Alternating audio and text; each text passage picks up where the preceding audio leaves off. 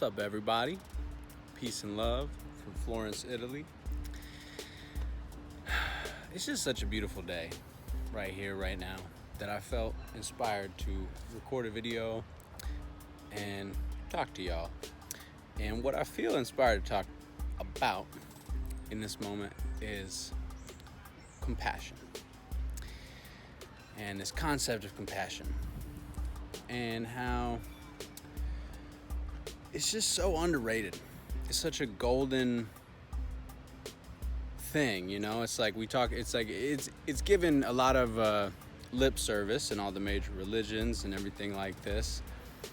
But what does it actually look like to have compassion for another person? And for me, compassion has to do with understanding that you might not understand. When you experience somebody who's in a volatile state, they could be having a hard day, could be having a hard life. This individual has an entire universe of experiences that you may or may not be privy to, even people who you may think that you know. So when we judge somebody, when we treat somebody without compassion,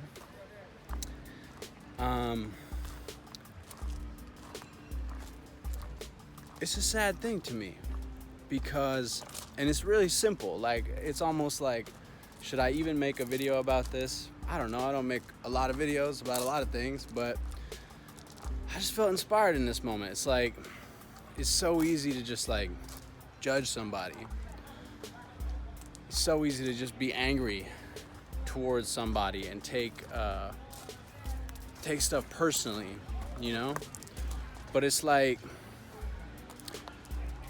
when somebody is being annoying, or when they're being rude, or when they're being cruel even, like, we got to understand that matter is never created nor destroyed. Like, we don't know where this is coming from. And so, in a sense, this is a muscle that we must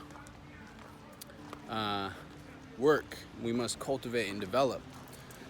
And we do this through the people in our lives who trigger us, the people in our lives who, at any given moment, test our capacity for compassion, right? And sometimes it's not super clear exactly what compassion looks like, as in with, just throw a name out there who y'all might relate this concept to. You know, we talk about like Mr. Donald Trump. You know, it's like, how do I be compassionate for this dude who's like fucking everything up? And like, I'm not really following politics, so like, I don't know the extent and the exact particulars of exactly how he's fucking everything up for everybody.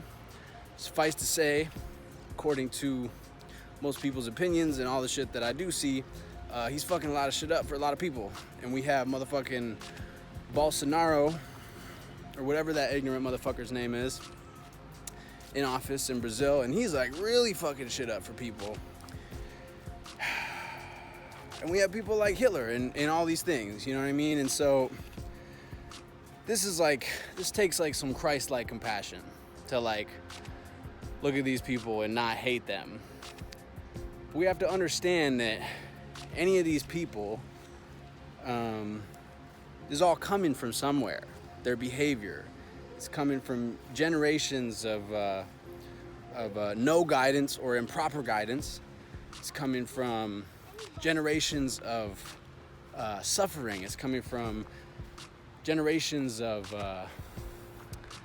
education or non-education in a destructive way. You know, we're talking about people who exist in cultures where war and abuse of women and unconscientious and improper use of land and resources and language.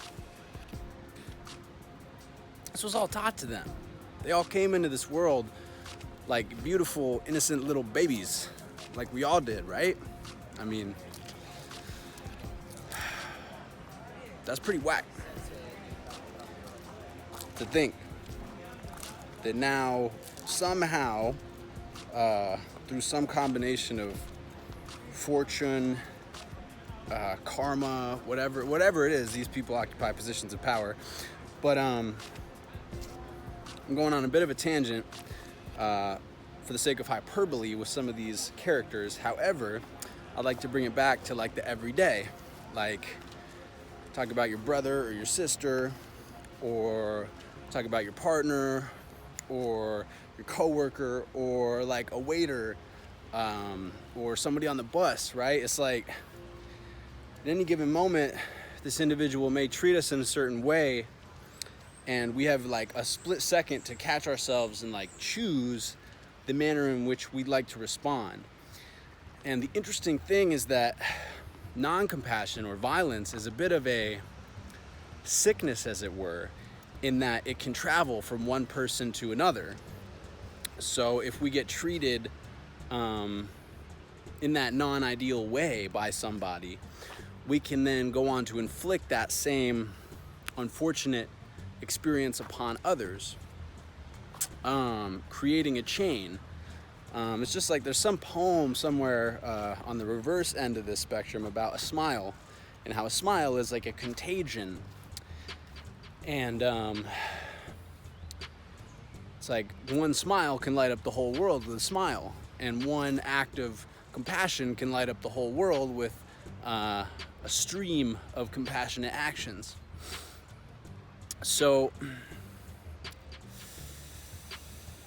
yeah, we just have to be aware of that. We just have to be aware of the potential weight and consequence of kindness, if this makes sense. The potential capacity that we have by showing up for somebody who's having a hard day or a hard week or a hard life, with compassion and kindness to an extent. Obviously boundaries are important, and so that's a whole dance, how to navigate compassion and kindness and maintain proper boundaries.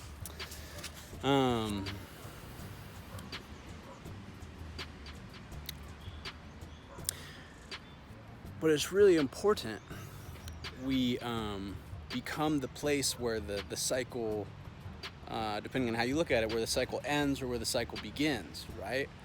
We can become that place where we can make a conscious choice to behave differently.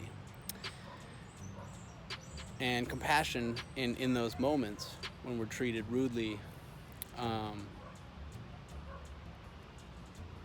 that can really be a game changer. That can really be a moment where a deep breath can be had, and a realization of autonomy and sovereignty, and an opportunity to connect with our higher self and our truth can be had and practiced, and we can transcend that cyclical, however that may be. If it started from this morning you woke up on the wrong side of the bed, or they woke up on the wrong side of the bed, to like generational ancestral hate that's being passed down, like one single moment of compassion and kindness and understanding can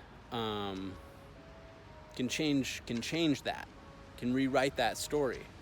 And so when we start being conscious creators and co-creators of our existence rather than reactionary beings, this is when some really beautiful magic is allowed to occur.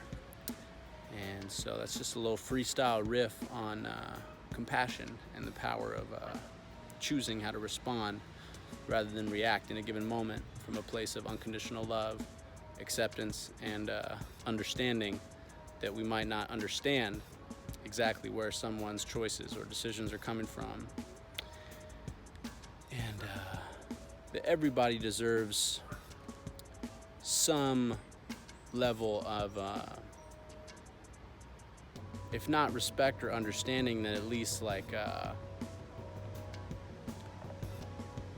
curiosity, right? Everybody deserves some level of curiosity as to like, okay, where inside your human mind, body, spirit, psyche,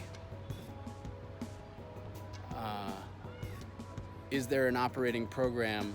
Where did you pick that operating program program up? You know, like when did you contract that disease, that illness?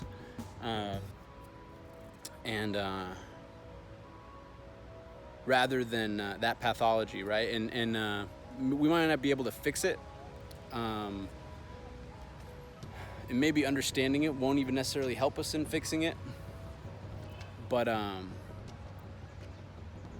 at least appealing to somebody in that moment, there's kind of this invitation to even just like, in like a non-bypassing way, in a way that still fully holds accountability, just like noticing what happened, and then appealing to a person's higher nature. So, you know, a conflict exists with some sort of a back and forth momentum. And so there's this, you're playing catch with this hot potato of blame or hatred.